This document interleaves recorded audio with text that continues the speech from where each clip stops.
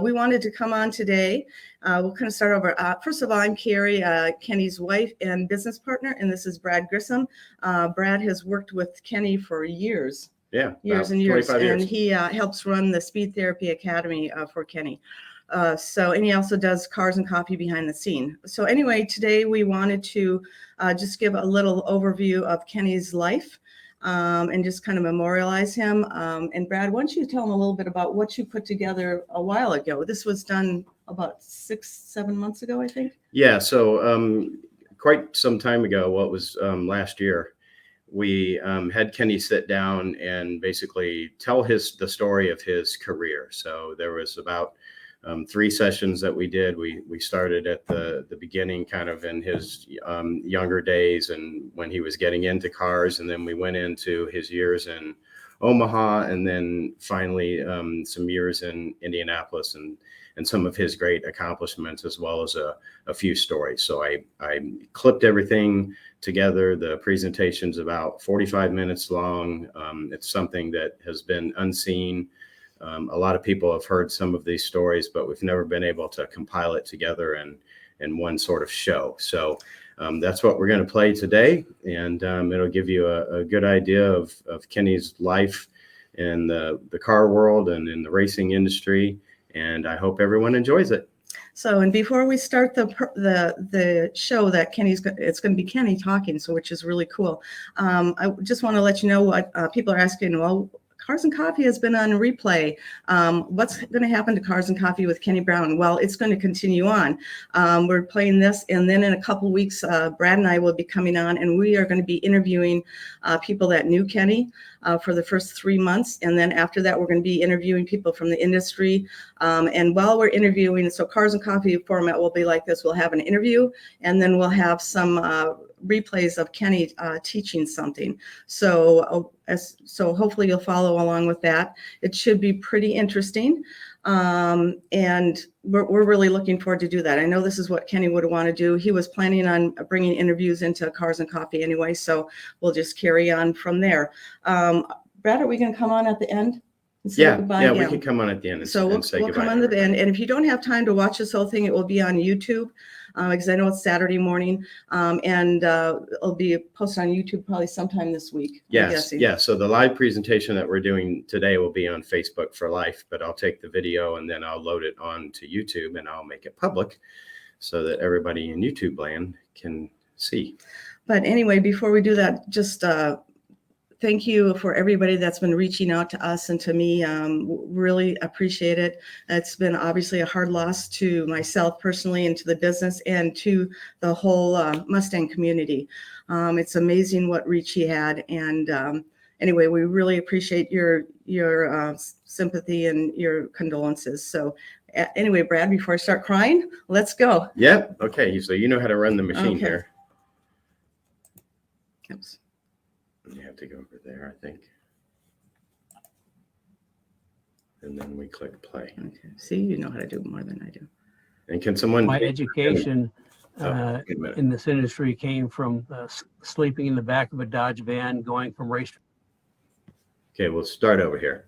And once Kenny comes on, Joe... My education can you let us know if in there's this sound? industry came from sleeping in the back of a Dodge van, going from racetrack to racetrack with my trusty toolbox. My family was in manufacturing. We manufactured fire door hardware in Philadelphia. We lived actually out in the suburbs, not too far from Valley Forge. But my dad, his sister, his brother-in-law were in the business, and before that, my grandfather was in the business. So we'd always been in manufacturing, but I was the only car person.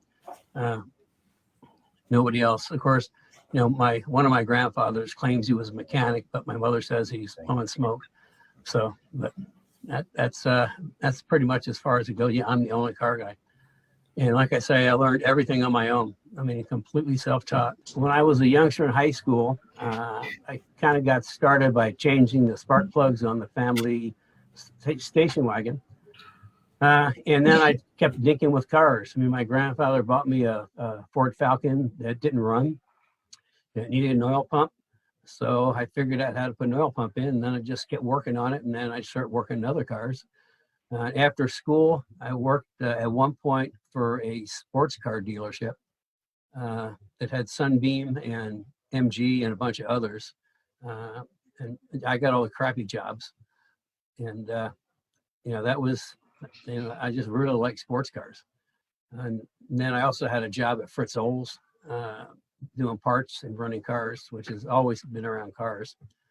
And then I went off to college for all the wrong reasons and kept working on cars. I mean, I just couldn't stop, get away from working on cars because they're just so intuitive to me and logical.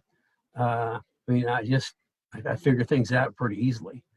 And then at one point, I decided to, I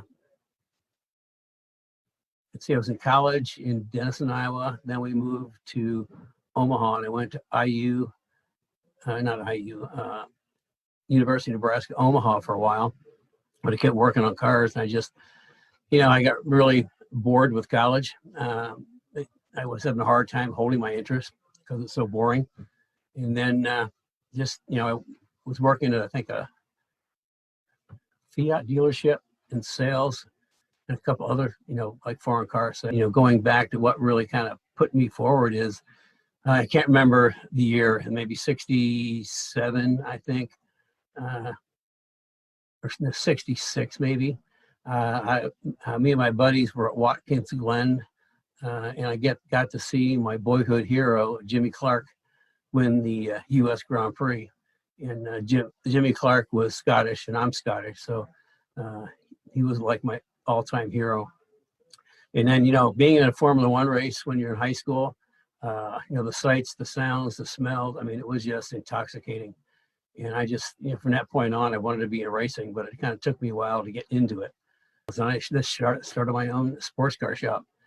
And it was called Mini Sport, and it, grew all the way up into the early 80s.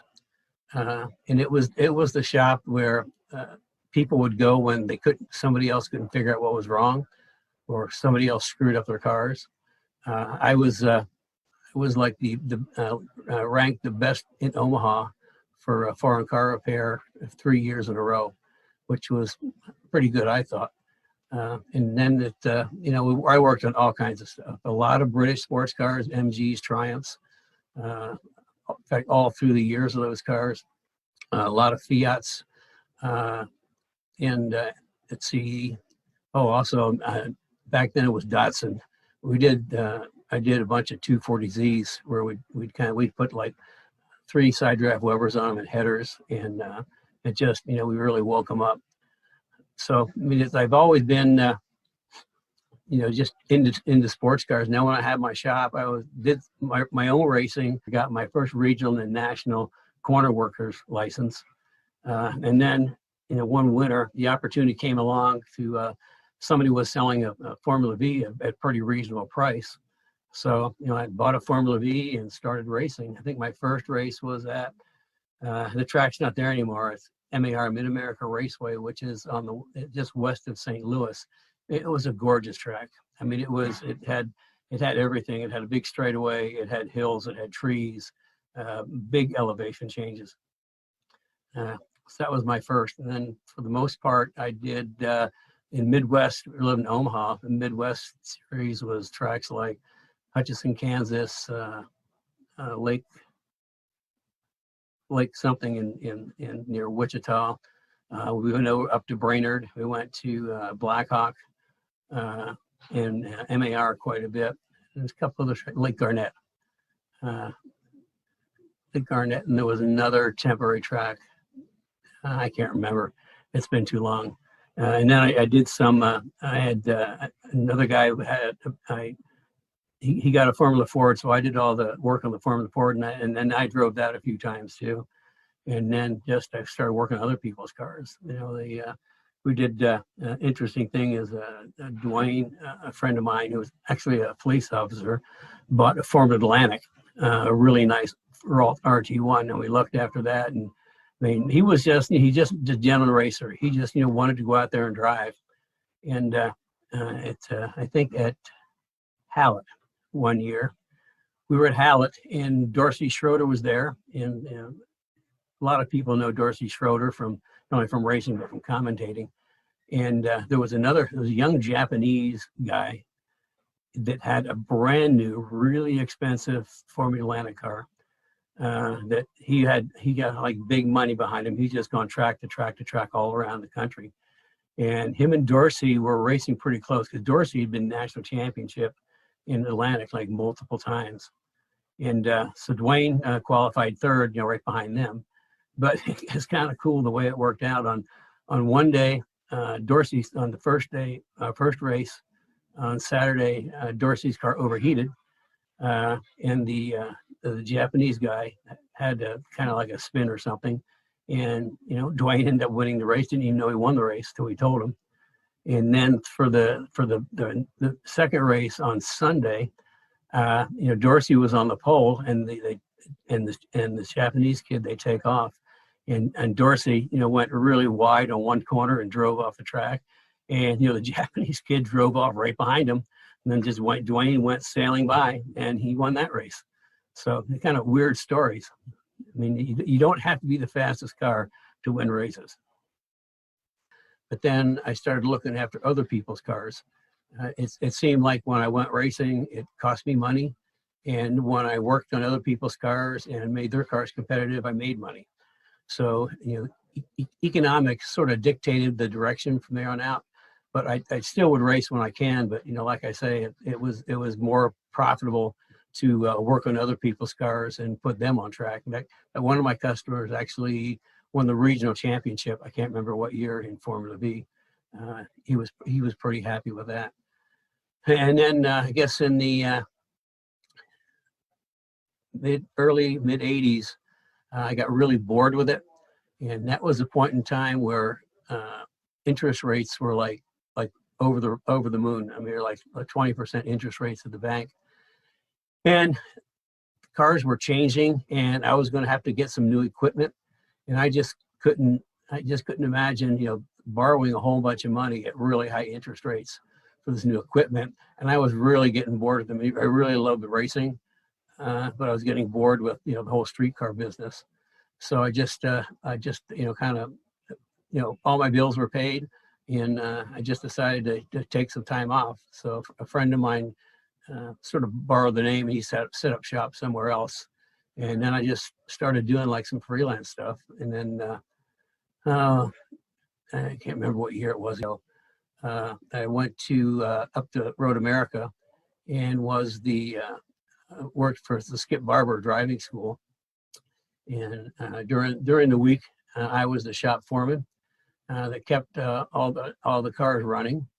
They're all Formula V's. And then on about every other weekend, there was the Barber Racing Series, Midwest Racing Series. And at that point, I was a crew chief, and I managed a bunch of part-time people, and I think 12 or 14 cars. So that was a lot of fun.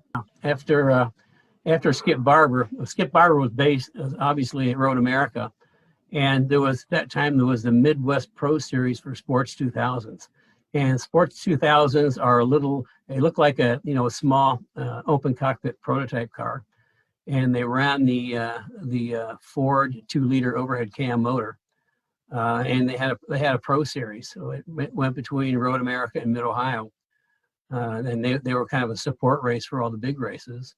And so the March people from the UK, DB Motorsports, they based their cars at Road America for Andy Blank, who was a big Budweiser distributor down in Florida somewhere.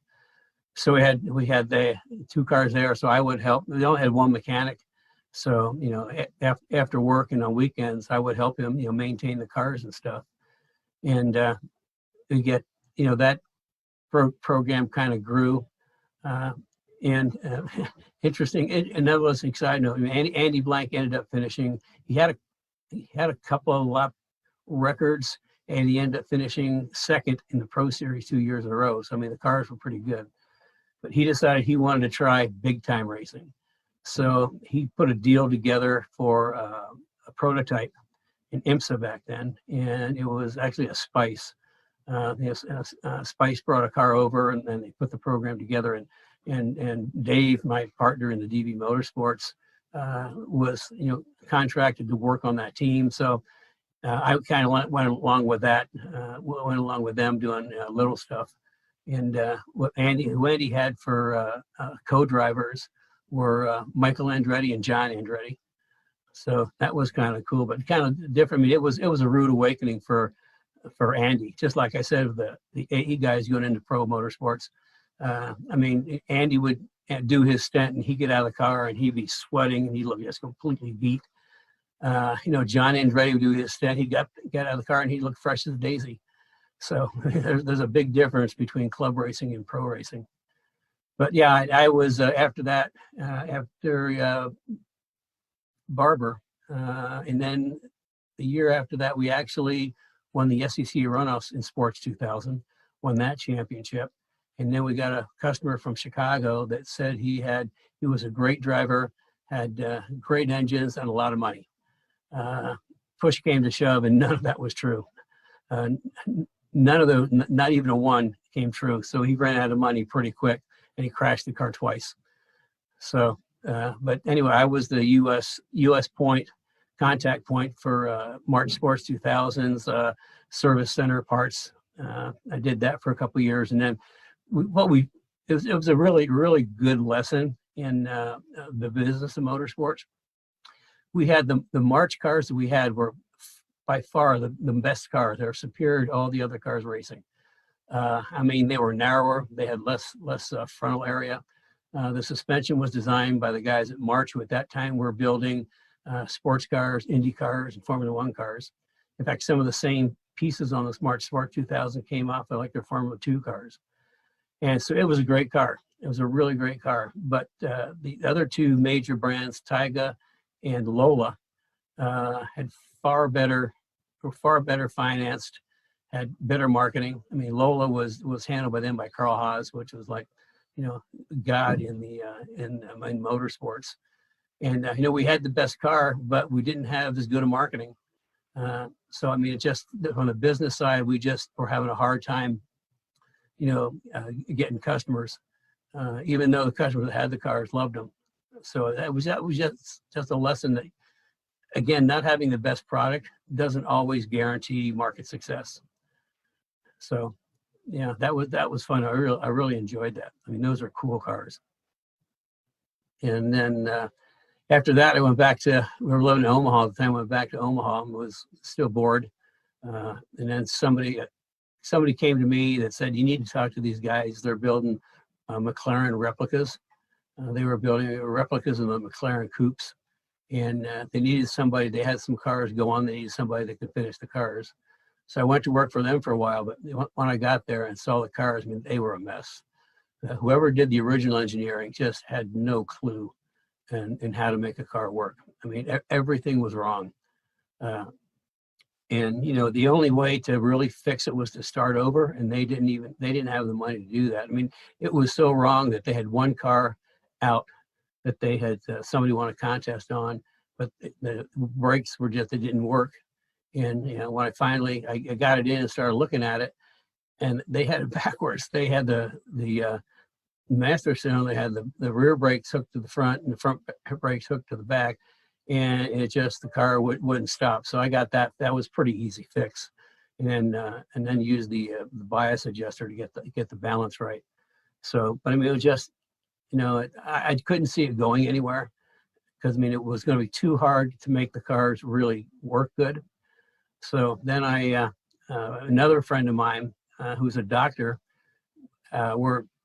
was importing these tube frame cars from the UK called a Cougar with a K. And essentially they came over, and it was a big tubular sports car with a center body and like the bicycle fender over the tires. And what it was is they shipped the chassis over, but to complete it, you had to get a Jaguar and take the Jaguar apart and use all the Jaguar running gear, rear suspension, front suspension, engine, transmission, was all Jaguar, or Jaguar, as they say. And I did that. I built him a couple cars, but for him, it was just a hobby. I mean, he liked the scene it turned into a business, but he didn't have the wherewithal or the money to put into marketing. So that kind of just, I was doing that just for him and working on a couple of the cars in his place. And then he was in California for some sort of conference, and he had an extra day out there. So he was partnerships in a Ford dealership at the time with I think his brother-in-law. And they went, and he was out there, and he'd seen an article in one of the magazines about this guy, Celine, that was building Mustangs. So he stopped by to see him. And when he did, he found out that Celine had just gotten his cars homologated for the SCCA Pro Racing Endurance Series. It was called the Escort Series back then. And he wanted to go racing and didn't know what to do or where to go next. So Dan and I put a little money into it to build the first car. And because it was, we did the deal like the Long Beach Grand Prix, and the first race was less than a month away. So we actually built the car at Fred's shop up in Sacramento, because the first race was Sears Point, which is not too far from Sacramento. So we kind of threw that car together, and it was, the first race was really, from our end, really kind of a cluster. Everybody running around in circles, but nevertheless, the car did pretty well. It did well enough that Steve got a little more money. General Tire was the major sponsor. Steve got a little more money on General Tire. And after we did Sears Point and then Portland, and then we shipped after we did really well at Portland. That's when we did a lot better at Portland than we did at Sears Point. And then Steve got some more money to build another car. And so we shipped the first car back to Omaha, where my shop is, and then we got another new car, and we turned that into the second race car. And then we, pretty much did the season. I knew at that point, I knew nothing about sedan racing. It's to me that real race cars didn't have doors, because I'd always worked on open wheel cars, formula cars, prototype cars, like real race cars. And so it was a big learning experience for me, going endurance racing, which I'd never really done before. And racing a Mustang with General tires against Porsche on Goodyear tires was a kind of an uphill challenge. But I figured things out. So what I did, we always tried to get close to the best team that year in our class, the GT class, with the Porsches. So we tried to get close to them, not only in the pits, in the paddock, but in the pits. And I just watched everything they did. I just kind of, if you want to do something better, learn from the people that are the best. So we kind of paid attention to them. And in August of '86, we ended up winning the 24 Hours of Canada with our backup car, because the primary car got crashed out about 4 o'clock in the morning, I think. And the second car was running, I can't remember, either third or fourth. And it was pretty wounded. It had Desiree in either practice or qualifying had kind of gotten into the turn one wall, and we didn't know it at the time, but it cracked the fuel tank, and it undid the little pocket in there that the fuel pump sits in. It broke that loose, so the fuel pump was moving back and forth. So we could only get maybe an hour, no, not an hour, about 25 minutes, 30 minutes tops, where we should be getting 45 to 50 minutes, which meant just a whole bunch more pit stops. And when you're doing a pit stop, you're not making laps. And if you're not making laps, that's the whole thing in endurance racing. So you don't want to be in the pit, you want to be on the track. So we just, through strategy, the car was hurt, but through some, I would call some skillful strategy, we brought it from third up to first, and won the race with it, which was, I thought, a pretty major accomplishment, especially since the car, was in such bad shape. But the one thing in that race that I think clinched the win is in the middle of the night, the team that was down track, next to us down track, in the pits, were absolutely rank novice amateurs.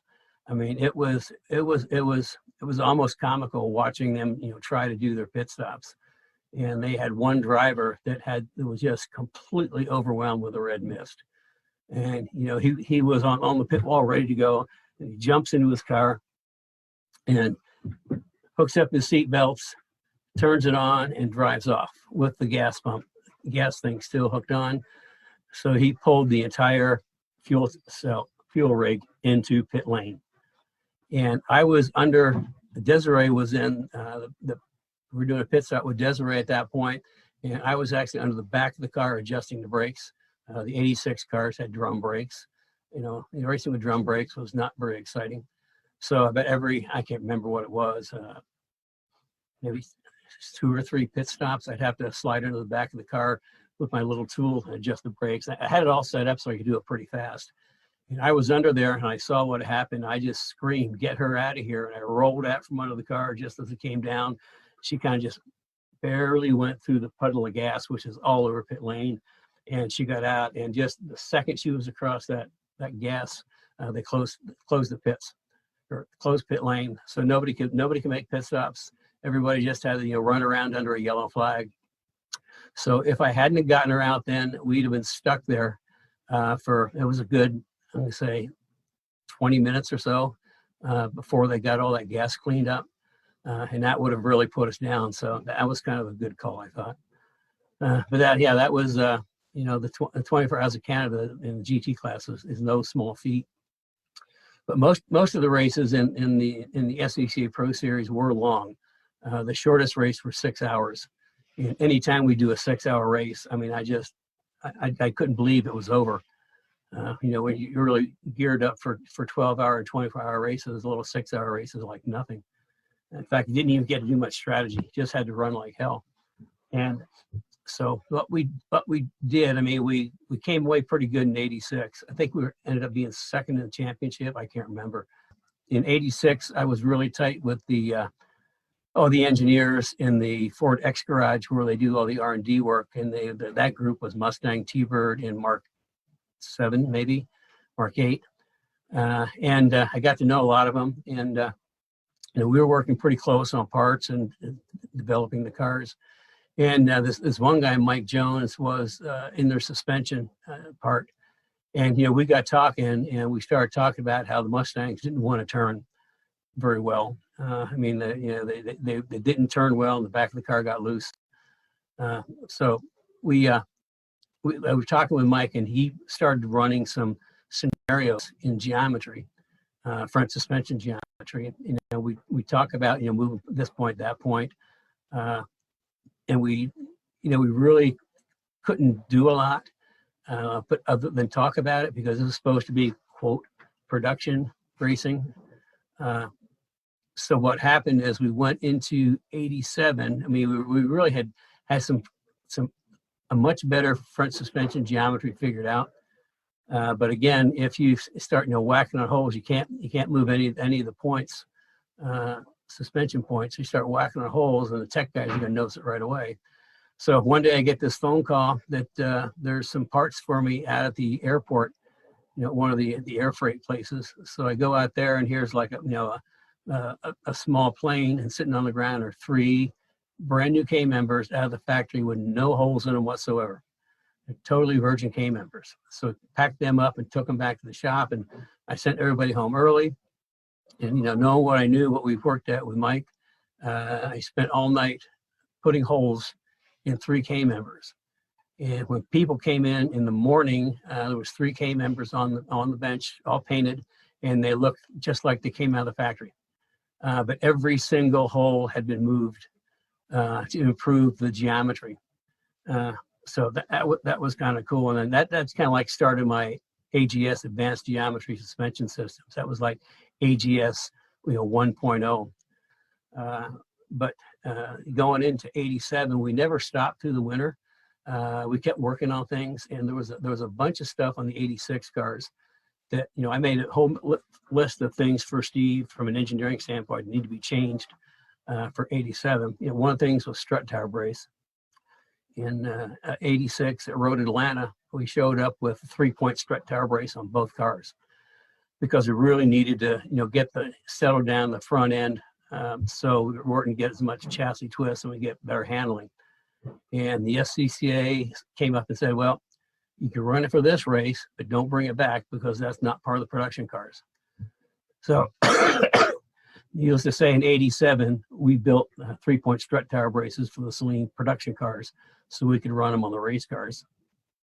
And then the other thing that we did was jacking rails, where we, had tubing across the pinch weld. So because we were doing a lot of pit stops, I mean, you need to be able to get the car up really fast. So with the jacking rails, it was really easy to get the car up. Plus, we could put jack stands under there, which was pretty clever. But SCCA comes out, no, that has an additional chassis stiffening device. So we actually had to take hacksaw and cut these little tiny grooves in 2 different spots to break it into thirds, so that it was not considered the tube was considered as running the entire length. In '87, I didn't say a thing, didn't bother us. So what the difference was, I don't know. But in '87, we built the strut tower braces on all the Celine Mustangs, and we worked through the winter. And we worked really hard through the winter. And we did is the first race was going to be at Sears Point. And then what Steve did is he talked General Tire into, this was maybe 2 weeks, 4 weeks ahead, into renting Sears Point for a weekend so we could do some testing. And what he sold General Tire on is they could use that to get a lot of filming done. They could, because they always had a film crew, so they could do filming at Sears Point without all the other cars there. But what that did, that gave us a chance to do 2 days of testing and really get the cars figured out and sorted. And we just, when it came race time, we showed up and we won Sears Point. And we got to Portland, we won Portland. And then I think the next race was Brainerd maybe. And the problem was after two long races, and the cars needed to be kind of fixed up a little bit. And I put a list into Steve on what we're going to do and how much it was going to take. And we only got a fraction. He only sent about a fraction of the money it was going to take to get the cars really ready to go again. So, we patched them back together and went to Brainerd, and we did lousy. We had problems with the cars, and it just didn't go well.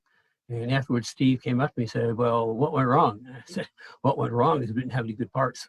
So after that, we got better on our allocation for maintaining the cars.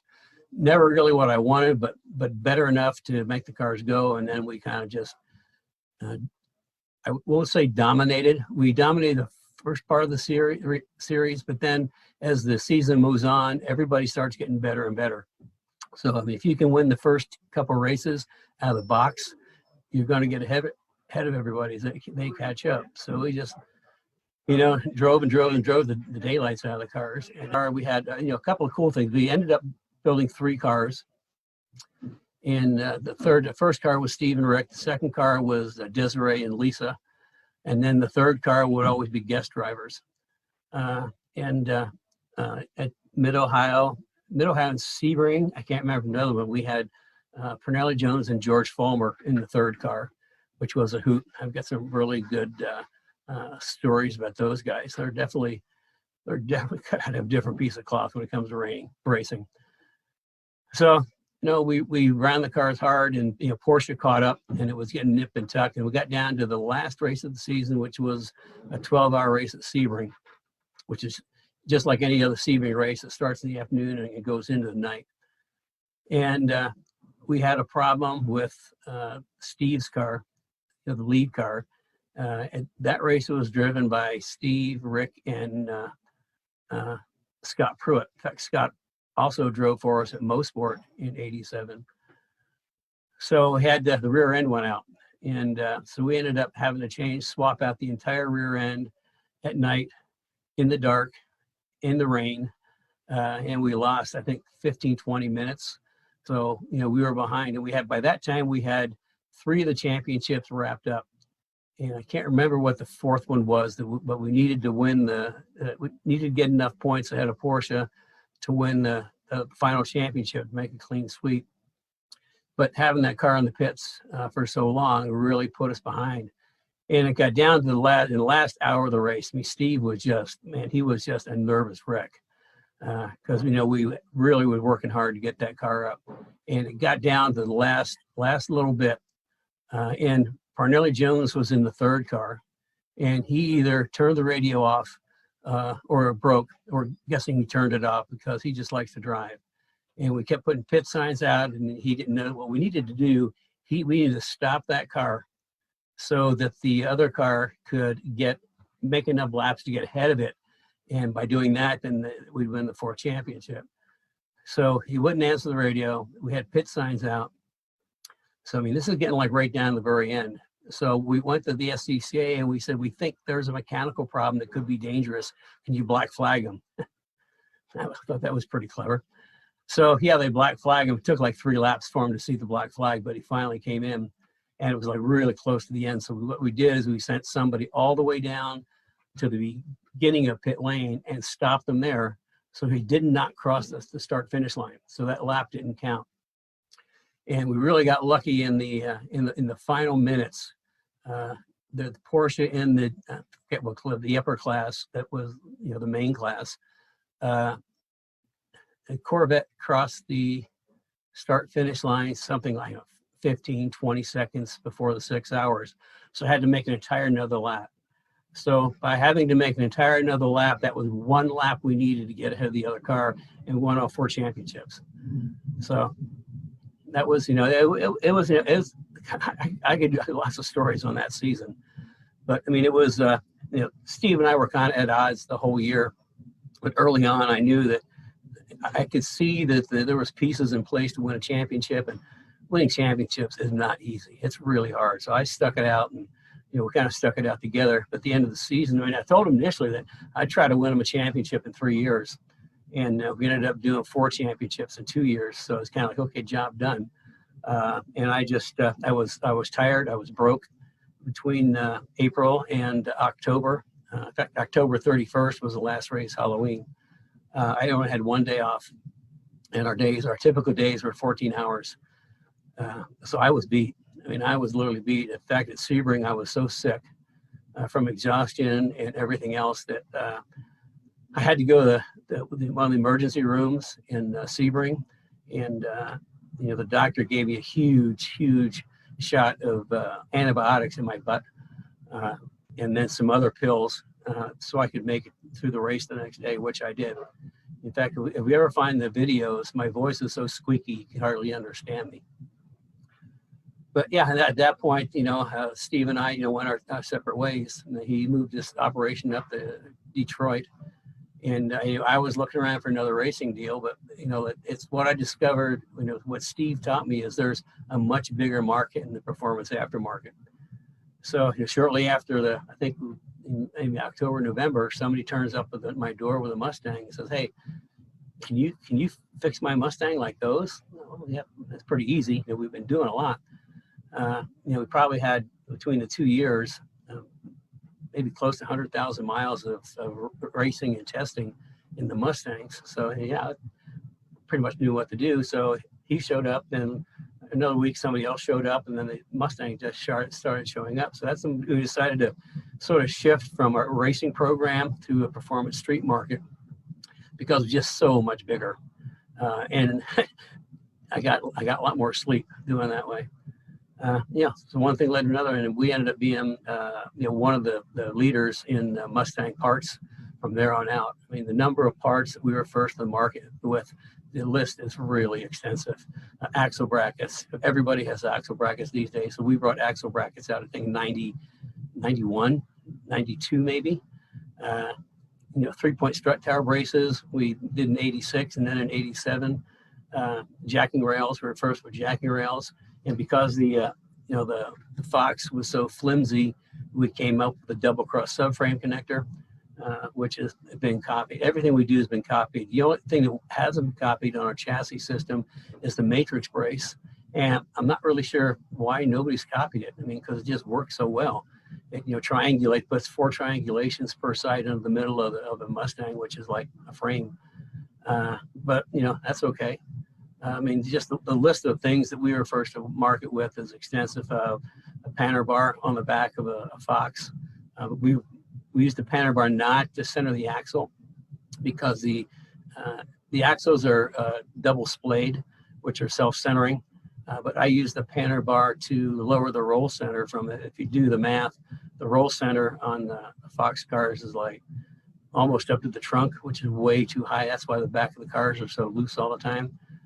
So we used the panner bar we mounted at the bottom of the differential to defeat the factory roll center and introduce a new roll center at the bottom of the diff, because where the panner bar crosses the center line of the car is the roll center. And that made a huge difference. So I mean, we were first to market in that, and I have to sit down and go, this is a long list of things. But anyway, that's kind of how we got into the Mustang market. And then we moved from Omaha to Indianapolis in '94. Omaha, Nebraska is a great city to raise kids, great place to live, for a Midwest town. But we thought for a fledgling sports car business, it was not the place. We moved to Indianapolis, and we ended up with a small space on Gasoline Alley, which is just south of the Speedway. And then things went really well, and we moved into a bigger space. In fact, we had one of the bigger spaces on Gasoline Alley, and then kept going and kept building cars. I think there's something like around 500 serialized Kenny Brown cars out there. And it's not just Mustangs.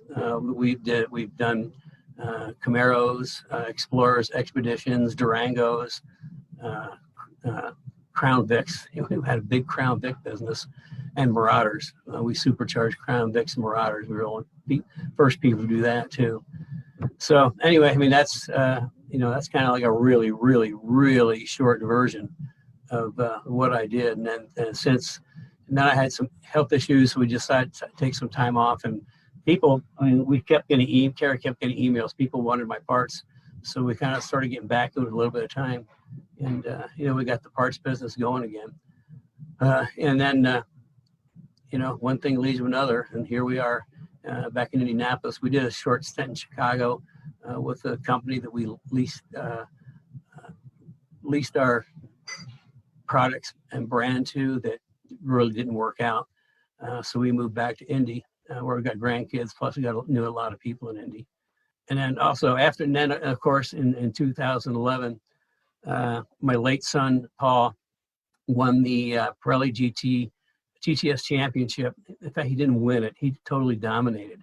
The interesting thing was that Ford was coming out with the Boss 302S, and Paul wanted to start the 11th season with the first race, and Ford could not provide a car in time, so we built our own. He was in California, I was in Chicago at the time, and we spent a lot of time on the phone. And he built that car. In fact, there's a video out there somewhere, and he built the race car in 30 days. But it took an immense amount of work and a lot of people. And I kind of coached him through the 2011 season. I mean, he kicked everybody's butt. He won 5 races, which tied Parnelli Jones' single season win record in the Boss Mustang. He led more laps than all the other competitors combined. So like I say, he didn't win. He just dominated that series. And he ran most of the last bunch of races with rewards weight, maximum rewards weight. Rewards weight is if you win a race, they add, some weight.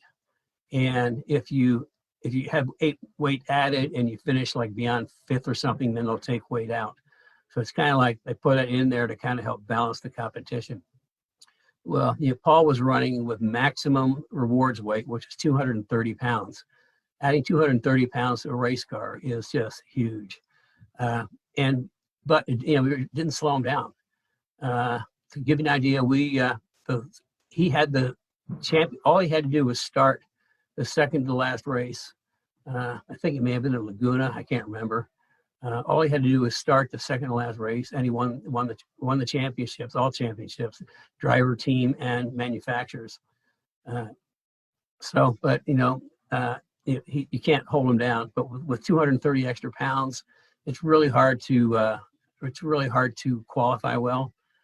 So he was qualified, well, I can't remember where, back maybe 7th or 8th back there. And he's so good. He drove all the way through the field, and he caught up to the guy that was leading the race. And on the straightaway, he bumped into him and waved just to let him know he was there. And he didn't really need to pass him. He just had to prove a point.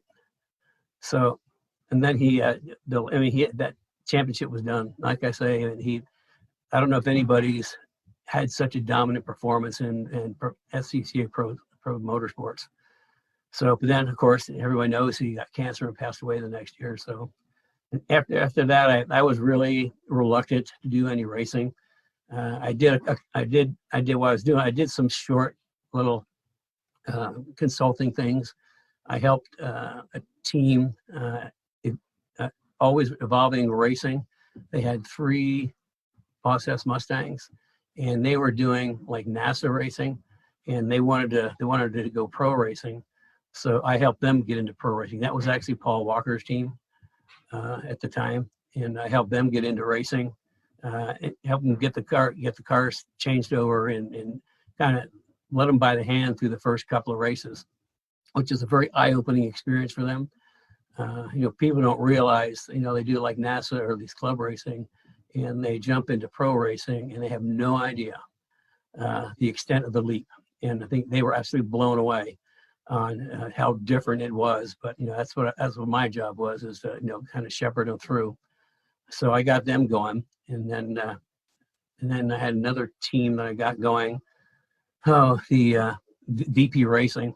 Steve Burns wanted to race a Mustang EcoBoost in the TC class, but Ford would not allow it. They said, "Well, we can't support that. We don't have any parts." We would have done it ourselves, except Ford refused to homologate the car, so we couldn't do that. They wants to run a V6, so they built the V6, and I helped them get through the first, I think, 3, 4 races. Engineering consult thing to get them going. And Steve actually ended up doing really well. I mean, he really surprised me how well he ended up. And then after that, I just do, aside from, my normal business, I do, consulting here and there with racing stuff and other things. Suspension, all the, working on cars, suspension geometry, everything, I've learned myself. And that's what kind of really differentiates me from a lot of people out there, is I actually made my living out of my toolbox up until the early 90s. And then we had to, the business kind of grew, and I had to pay more attention on the, managerial side. But I still, puts around, I still got my same old toolbox I've had for over 40 years. I use it just about every day. That's what kind of really separates me out, because I know cars. I know what every nut and bolt does. And I think that gives me a big advantage when it comes to engineering parts or, building cars. The cars I build, I don't think anybody builds a better car than I do. But you look at the background I have and how many cars I've built over the years, the experience I had to pour into that. Like I say, I'm kind of almost one of a kind in the aftermarket.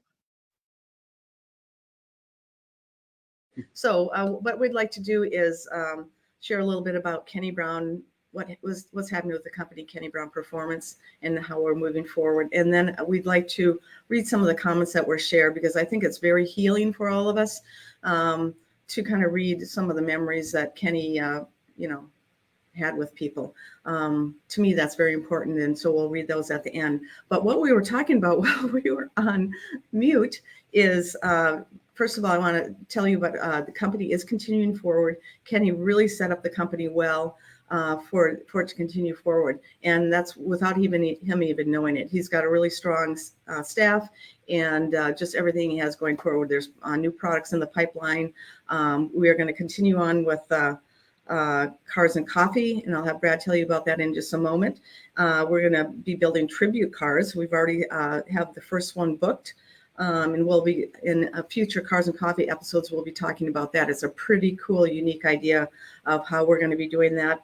15-minute consults with Kenny Brown. Obviously, will not be with Kenny Brown, but we will be able to schedule with some of our staff. And if they cannot answer the question, they will not answer it. But we have a lot of technical knowledge just because we've been working with Kenny for so long. Also, Speed Therapy Academy will continue. We'll be playing some replays on that and doing live master classes. So there's a lot to look forward to coming forward. And so, Brad, why don't you tell them a little bit about what we're going to be doing for Cars and Coffee? Well, so for Cars and Coffee, we're going to bring back the live shows. And the first one will be next Saturday at 10 a.m. And we will be live on Facebook on the Speed Therapy Society group page on Facebook, as well as YouTube. Mm-hmm. And our we have two guests that are going to join us next Saturday, and we're super excited about that. That's going to be Evan Smith and Jim Camposano, who have known Kenny both for well over 20 years. We're going to share some fun stories. We're going to talk about some great times that we had with Kenny at the racetrack and at the Kenny Brown High Performance Driving Schools. And then after that, we're going to bring in some other special guests in the following weeks, all people who knew Kenny, who spent a lot of time with him, worked with him very closely. And again, more fun stories and cool stories. And then we will continue forward from there, and we will have various special guests from around the industry who will talk tech, who will talk cars, who also will tell fond memories and stories of Kenny. And so we're really looking forward to the program, and we'll replay some tech videos and things like that were really popular as well. So we encourage everybody to continue to follow us, continue to join us on Saturday mornings, and we look forward to seeing all of you like we do every weekend. And share with your friends too, because this is something Kenny was going to start, and I think we talked about in Cars and Coffee, starting to interview guest experts. So he did it a few in the past. So anyway, stay with us for that.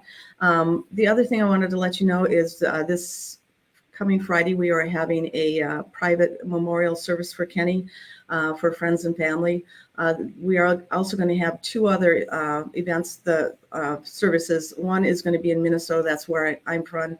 We're going to have friends and family there, and also anybody else that would like to attend. We'll probably have it on a Zoom call, so you can watch it remotely if you'd like.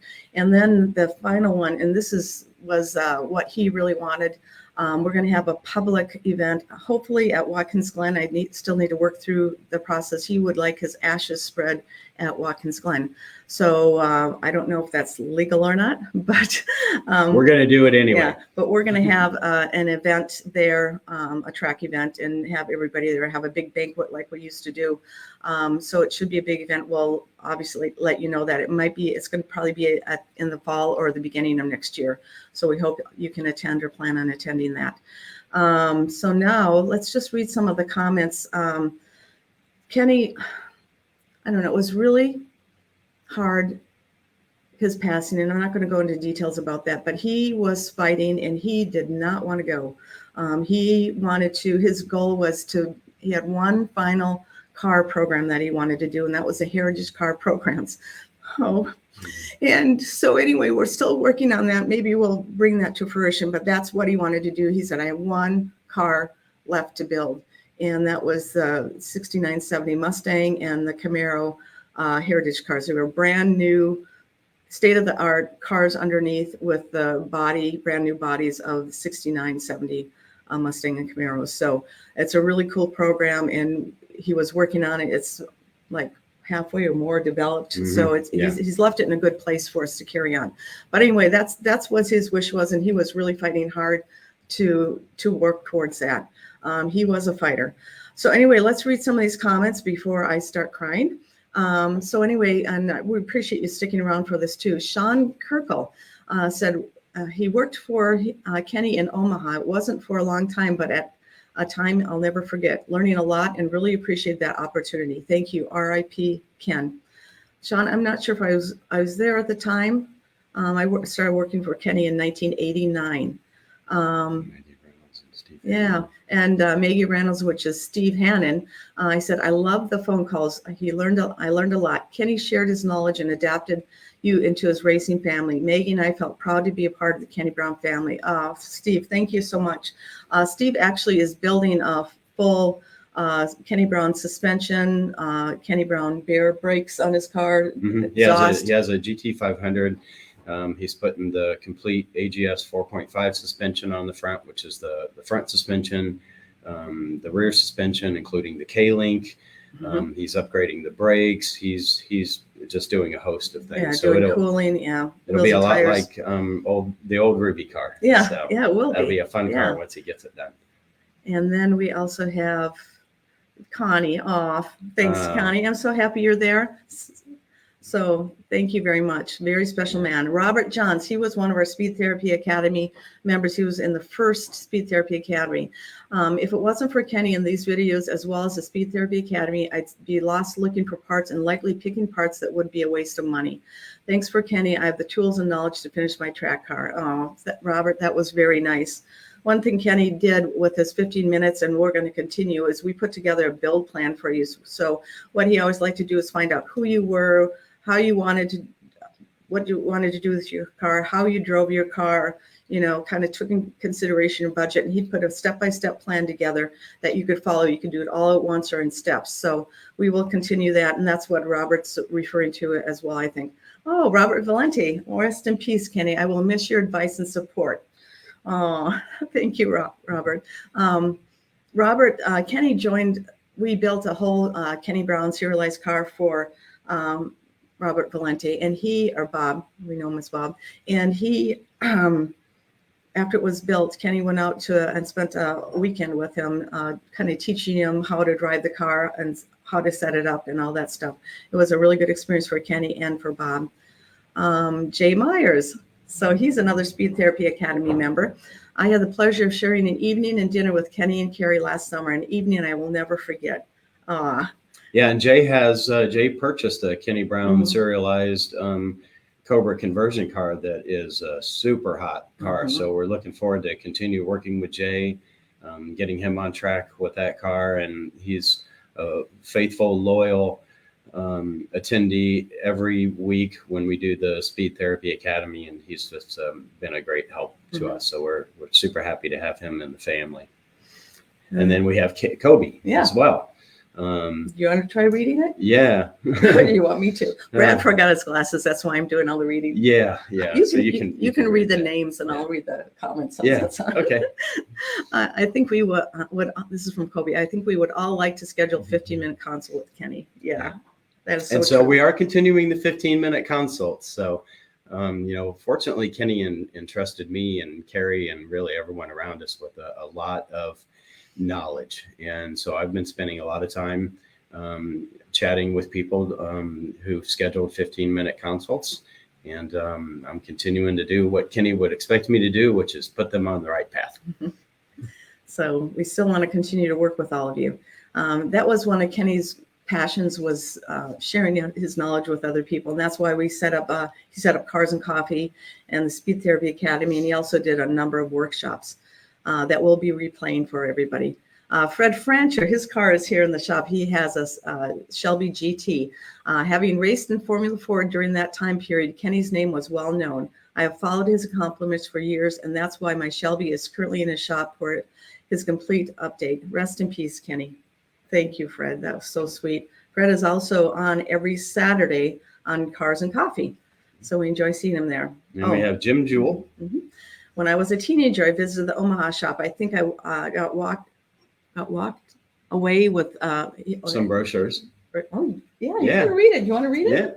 So he walked away with some brochures on the Kenny Brown Outlaw Mustangs, which was a series of Fox body Mustangs that Kenny built that were absolutely awesome. I think it was Car and Driver or Road and Track who said that those cars had more performance than Carroll Shelby ever dreamed of. And man, you can't imagine the hate mail they got after they made that statement, but it was true.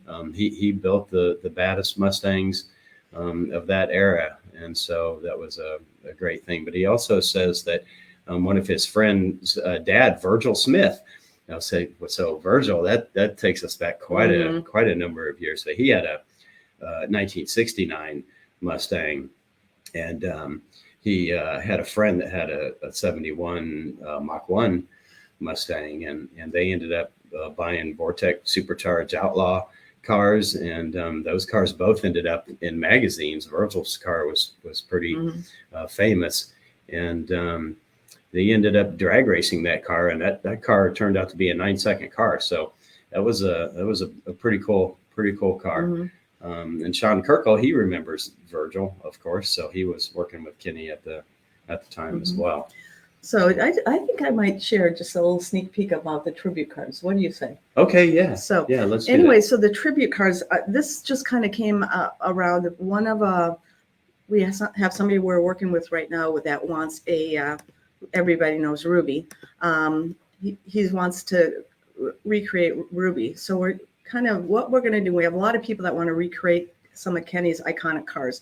Like, so the tribute car will be, for the Fox body, will be an Outlaw Mustang. When we get into SN95s, we'll recreate a red rocket car. All of Kenny's cars have names. And obviously the Cobras will recreate Kenny's CSR cars, Cobras. And then when you get the S197, we'll kind of recreate the Ruby car, and then also for Maryland. the S550 is the Maryland car. So we have a couple of people that are looking at the tribute Maryland car, and we have one person that has already signed on for a Ruby car, tribute car, and then we have another person looking at a tribute car too. So if you're interested in that, just give us a call. And we're also coaching a build of an S550. It's a 2016 Roush RS3 Mustang that is going to be a lot like Ruby. So we're going to be shipping all the parts to New Zealand that this guy needs to sort of recreate that whole package. And then, so let's read some more comments. We have Tim Allen. I'll let you read this. Okay, Tim. Thank you, Tim. Yeah. We love you.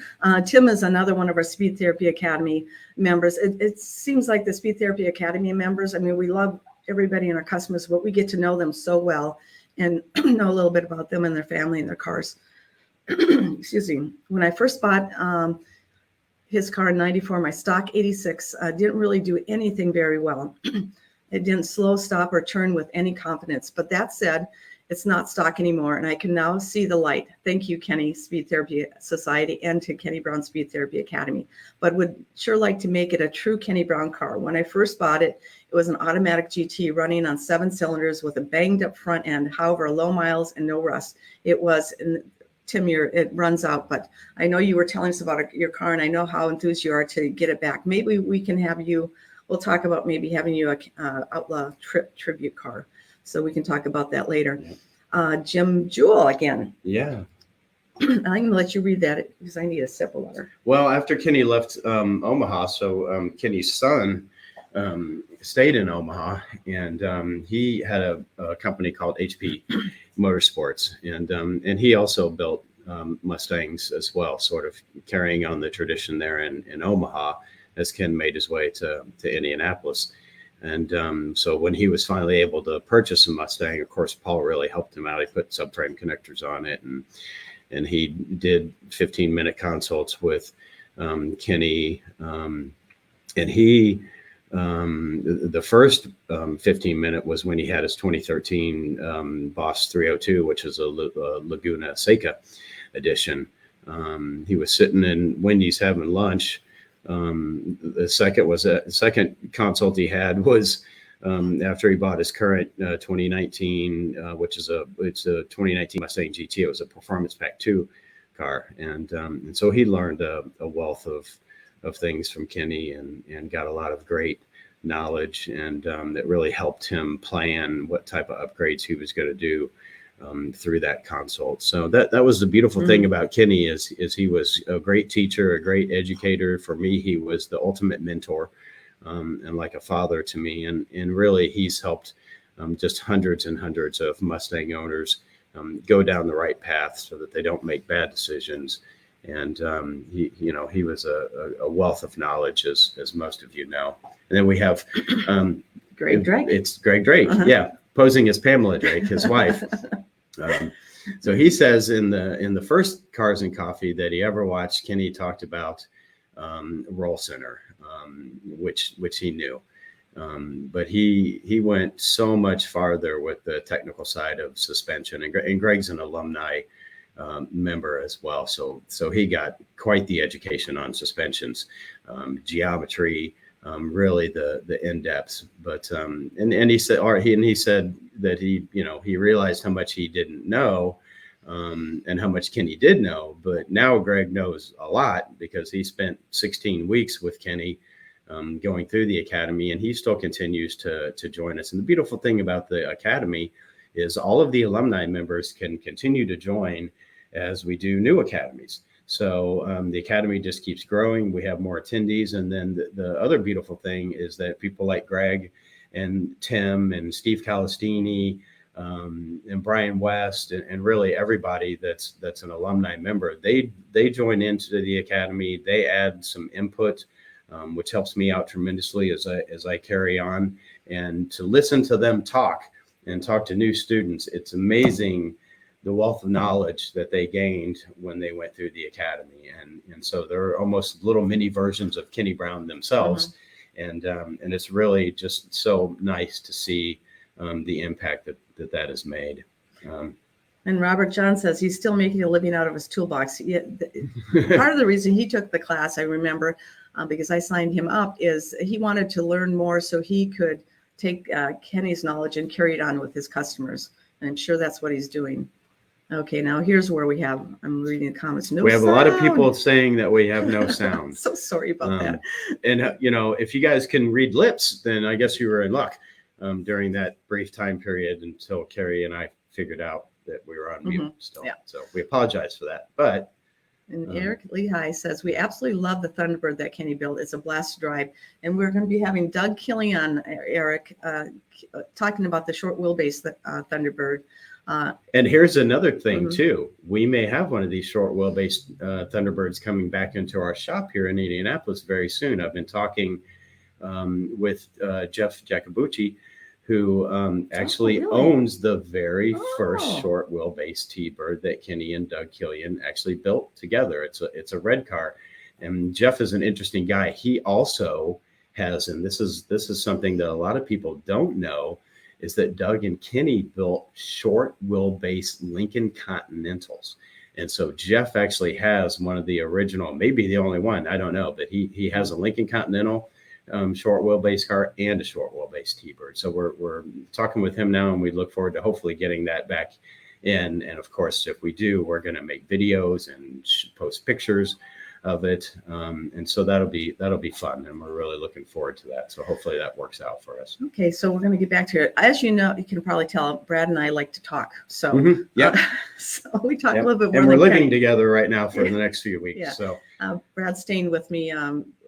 So he lives in Florida, and he came into town. So we're going to get some work done and kind of get the company set up a little differently. Connie Adney said that she couldn't hear us.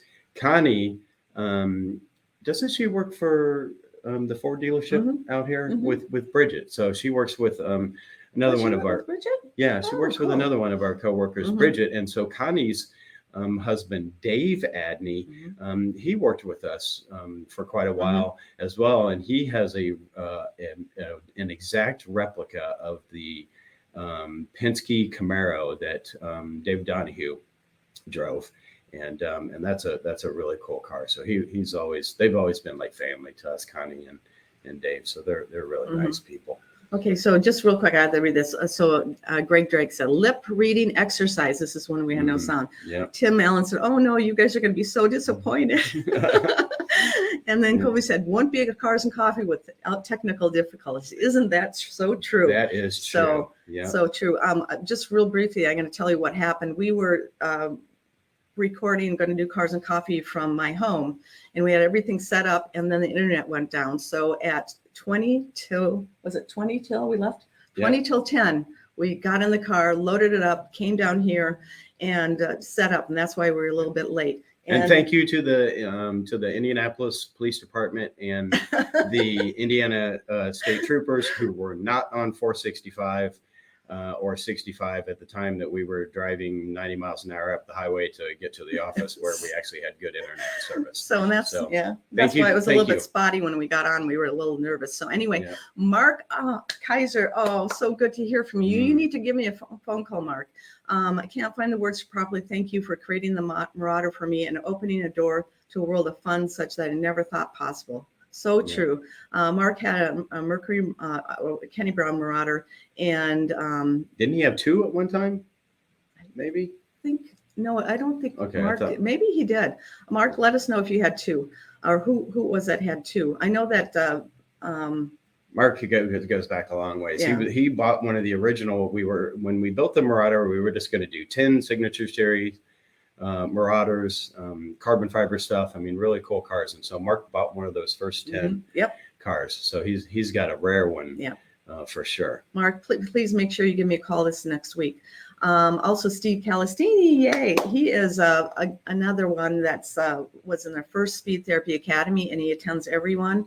And he is kind of turning into a little bit of a mentor for the other people.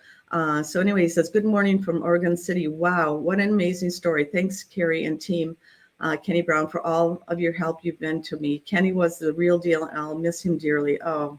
Steve has been a huge asset to us. He is my co-host now when we do Speed Therapy Academy sessions. So kicked me out? You kicked me out? Well, he doesn't look nearly as good as Cari does, but he's a wealth of knowledge.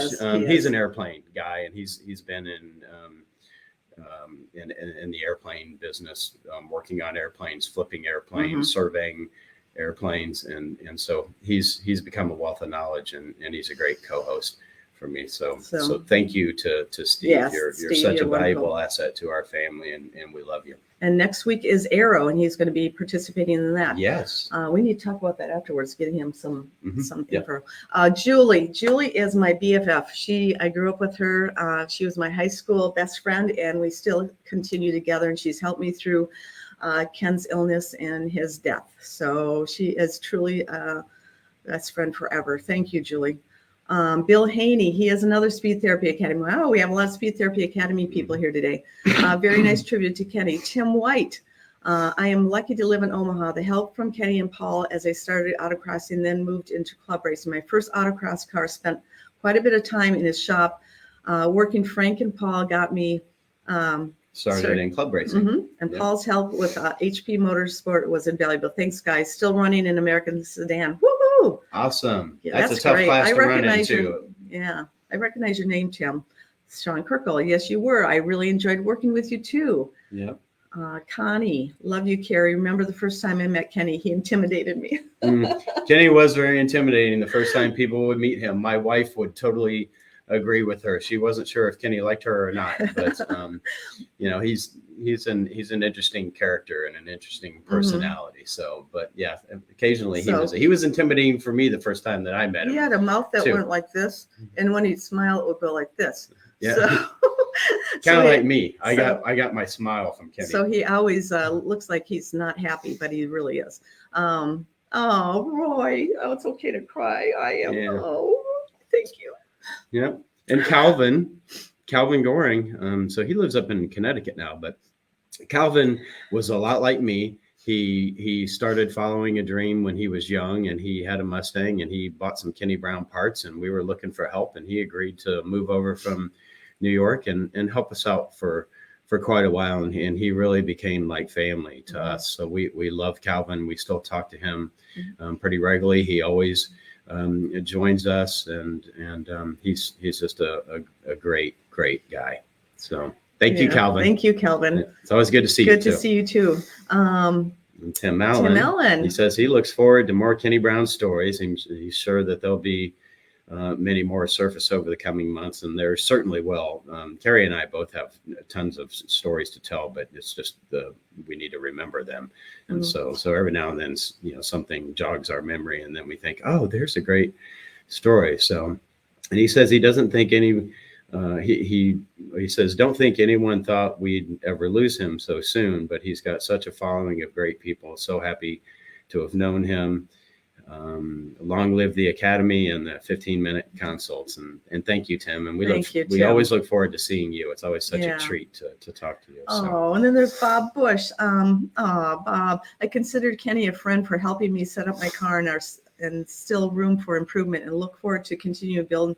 Miss him dearly. Oh, Bob, that's so sweet. Say hi to Wendy for me too. Sean Kirkle, my deepest condolences, Cari. You were an absolute sweetheart to me, and I wish I could have stuck around longer. I'm going to have to jog my memory, Sean. I recognize your name now. It's coming back. Dave Robinson, really enjoyed the recap on Kenny's story. Would have loved to have met him, but sadly never did. Cars and Coffee was part of my weekend since it started. Glad you were going to keep it going. Learned a lot from Kenny, and I plan on getting my Mustang suspension sort with Kenny Brown parts. Rest in peace, Kenny. You are missed for sure. Just give us a call, Dave. We're happy to help. So Cari and I are definitely here for you, and we'll keep you on the straight and narrow. Joe's another Speed Therapy Academy, and we've known him before that too.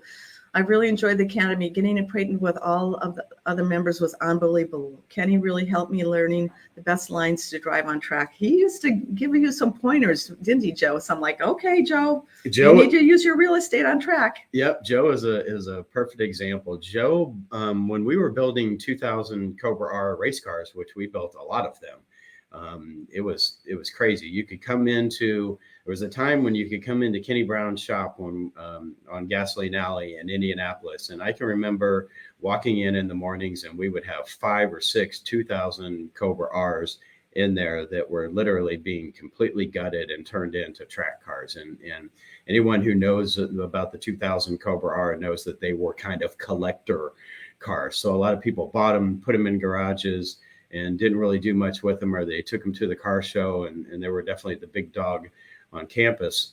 But we had several customers who didn't really care about that. They just wanted to take their 2000 Cobra R, turn it into a real race car. And Kenny Brown was the man who built quite a few of them. So Joe had one of those, but he's had other cars. He had a Boss 302. He's currently got a GT350. And Joe is like family to us. He's been with us for years. He's been a very loyal customer, and he definitely learned a lot from Kenny and the Academy, because I can tell you, I have seen some videos this past year and a half of Joe driving on track, and he took everything that Kenny said to him during their coaching sessions. Kenny would go through his videos and coach him, as he went through each lap, each corner, and Joe definitely picked up on that, because I've seen his videos of late, and he is using all of the racetrack. He's hitting all of the apexes perfectly. And I was fortunate enough to spend a day with him at Daytona during the Audi event, where he was driving his car along with the Boss brothers. And man, that was a fun time. But I every now and then I see Joe at the track, or we'll run across each other, or if he's coming to Florida and he's going to run a track day, then you can sure bet that I'm going to be there with him. So I told you guys we talk a lot. Yep. So Dennis Boswell, did something happen to Kenny Brown? Yes, Dennis. Unfortunately, Kenny passed away a couple of weeks ago. And so this is kind of like just a little tribute to him. If you just came in, we should have this on YouTube and on Facebook. Kenny goes through a little bio on him, on himself, not knowing that it was going to be used after he passed. So it's really interesting, his history and how he grew his company. Let's see, Bill Haney.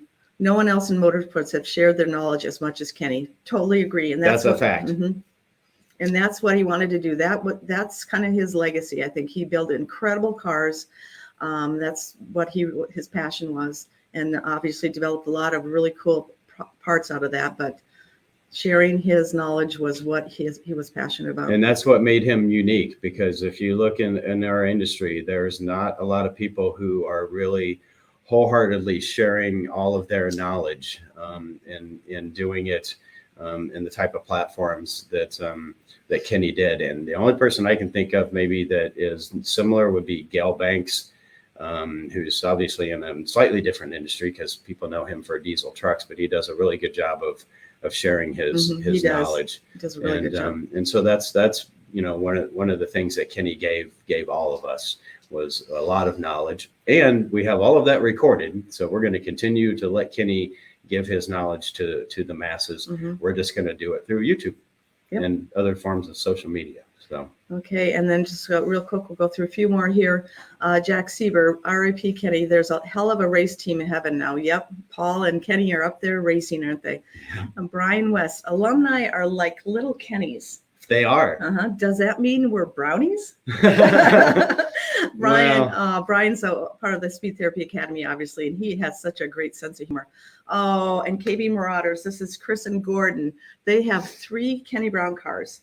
2 are Mercury Marauders. That's probably who you're thinking They have about. two Marauders. Yeah, 2 Marauders. One of them may be Marauder number 1, I think. I'm not sure. I can't remember. Let us know. I can't remember what's now. I know they have 8, and I can't remember the other number. And Chris also had Kenny build her a GT, an S197 Mustang GT, which is just beautiful. Yep, that's a silver or gray car, I guess. And there's some pictures of that floating around. Oh, here it says the numbers right here. Yeah. We ran across Kenny's website in 2002. We ordered our Marauder and had it directly shipped to Kenny's shop.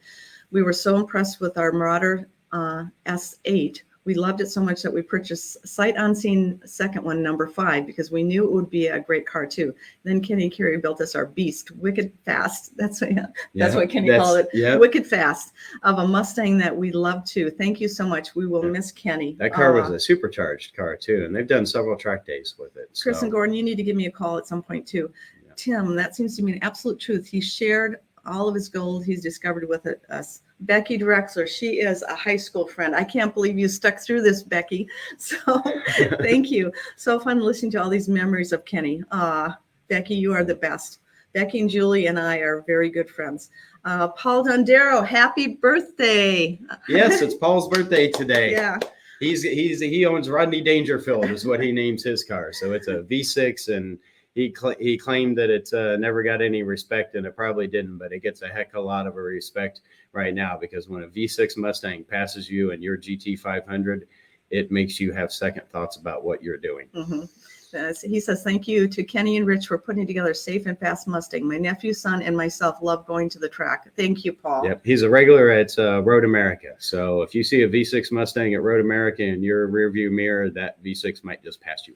Okay, so this is getting a little long, but we're going to continue to go through all the comments because I think it's really healing for me. We're getting close. Yeah, but if you need to duck out, make sure you sign up for join the Speed Therapy Society, Kenny Brown Speed Therapy Society group, because we'll be doing a lot of things in there that we don't do on the Kenny Brown Performance site. And if you want to share more memories or whatever, but that's where you'll find out a lot of information about what we're doing. So again, it's on Facebook. It's the Kenny Brown Speed Therapy Society Facebook group. Just ask to join, and Bridget or I will let you in, and you can share stories, and there's a lot of good members of that group, and a lot of good information. A lot of good tech information. And if you go into the groups section, you can see all of the Kenny Brown or Cars and Coffee with Kenny replays, and then there's some other various technical resources in there. But we're going to work on that and spruce that up a little bit. Owen, we have Owen. Look. Yes, I know. Owen. Yeah. Owen worked with us in Chicago, and we won't mention the name of the company. So Owen was one of the highlights at that company. We partnered with a company in Chicago.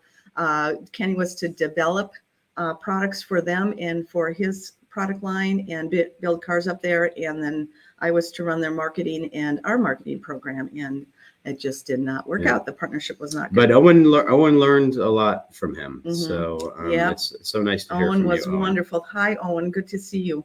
Marauders. Yeah. Okay. Robert Johns. Good old Fireball Joe. Yeah. Wendy. Oh, we have Wendy. Yeah. Wendy, she spends a lot of time in flight trainers. So she's an expert pilot, and she's kind of switched careers just as of late. And we were trying to get her to join the academy, and I know she really wanted to, but I don't think the time dictated. And she says, "I wish I could have attended the academy." Kenny was always so helpful when she called, and so Kenny spent some time on the phone with Wendy as well, and she's got Kenny Brown suspension on her car. She loves it, and her comments and her testimonials after she installed the parts were great. So we're going to continue to share her story as well. Yeah, Wendy, just to let you know that we are going to continue on the Speed Therapy Academy. We have 3 sets of videos from Kenny doing the Speed Therapy Academy. So we will be replaying those and doing live master classes as well with industry experts. Yeah, we're going to evergreen everything. So, and Sean, He says, well, Cari, if you remember that tall kid that worked in parts and ran parts and tires around town, that was him. I remember So, now, Sean. How could I forget you? yeah, look So at this. sorry We have about that. Shelby Thompson too. Yes. Shelby worked for us. He was a technician in our shop, and Shelby was in Indianapolis. Yeah. Yeah, here in Indianapolis. He was a great guy. He was a fun guy. So I really liked Shelby. Yeah.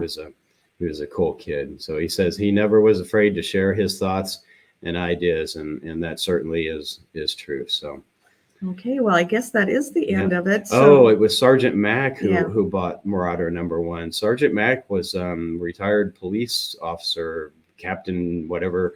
Yeah. He was pretty high up there in Chicago. Chicago Police Department, and we originally built Marauder #1 for I believe he was a corporate attorney, and he was also Bill up Caro, in I Chicago. think. Yeah, Bill Caro, was his name, and I have fond memories of hauling ass in his car. His car was the original media car, so that car went to all the magazines. It was in well, I know it was in Car and Driver. I think they would have gotten the first exclusive on that. And that car was also featured in Auto Week magazine, and it was featured on Auto Week TV.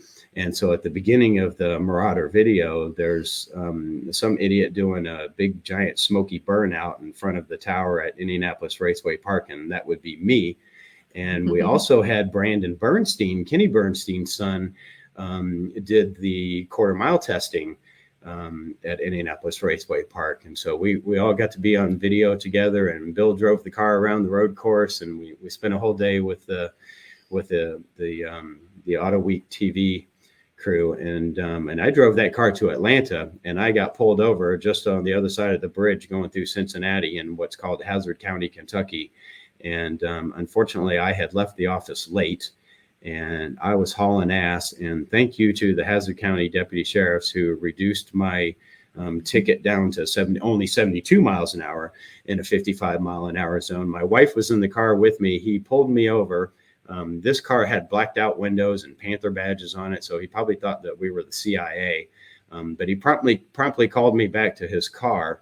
And while I was there, he decided that he would call all of the deputies in the whole entire county to come and join us once he realized that in fact was the car that was on the cover of Car and Driver magazine.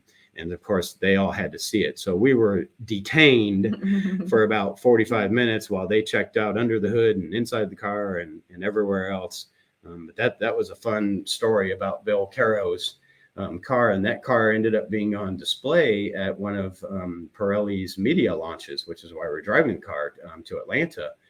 And so all the Ferrari guys loved that, but they did not want to race us. That's for sure. They were scared of that car. So, well, this was a good comment to end and then with. we have Bridget too. Yeah. So it's been a pleasure to be a part of the Kenny Brown team. In the short time I knew Kenny, I learned so much. Love you, Cari and Brad. His legacy will live on. Absolutely. Thank you. Yeah. So Bridget has been instrumental these past couple of years. She's really grabbed the social media side by the bullhorns, and she helps out with the academy. The workshops. And she helps out with the Cars and Coffee. So she's the great communicator that we have, that sends the message out and lets everybody know, and then reminds them before the show that we're going to be live or we're going to be doing an academy session. So thank you, Bridget, for all of your hard work. We really appreciate it. So it's an hour and 37 minutes. Kenny would just be appalled that we lasted the song. He would say, guys, you need to. Yeah. Kenny would be like, we've been on here an hour and 10 minutes. It's time for me to go to the grocery store. I got things to do. So anyway, thank you so much for sharing all your thoughts. This means the world to me. And please, everybody, it's important to me personally that you stay in touch because you're a part of his history. Yeah. So anyway, please sign up for the Facebook, if you're on Facebook, Kenny Brown's Speed Therapy Society Facebook group. We'll be staying in touch through there. So anyway. And thank you, everybody who stuck through the whole program today. I know an hour and 45 minutes is a lot out of your day, but we really appreciate it. And we appreciate everybody's support. We look forward to seeing everybody next Saturday at 10 a.m. on Cars and Coffee, where we'll have Evan Smith and Jim Camposano join us, and they're fun guys. It's a fun show, and we have spent a lot of very memorable times with those two at the racetrack, and Kenny Look loves at this. them. So Robert Johns, we're all family. yeah, My girlfriends, Julie and Becky. so Thank you. thank you to everybody. So we're going to go ahead and cut out for the day because we have more work to do. Okay. Yeah. Okay. We got to go through old memories and things like that and get ready for a memorial service next Friday. So love you all. And remember, we're going to have a public service celebration of life at Watkins Glen either later this year or beginning of next year, depending on track availability. So we'll get it done. We'll let everybody know in advance so everybody can plan to haul, make that haul all the way up to Watkins Glen. And we're going to have a fun day or two on track for sure. So okay, love you all. Stay tuned. Thank you. Okay, Bye-bye. thank you. Bye-bye.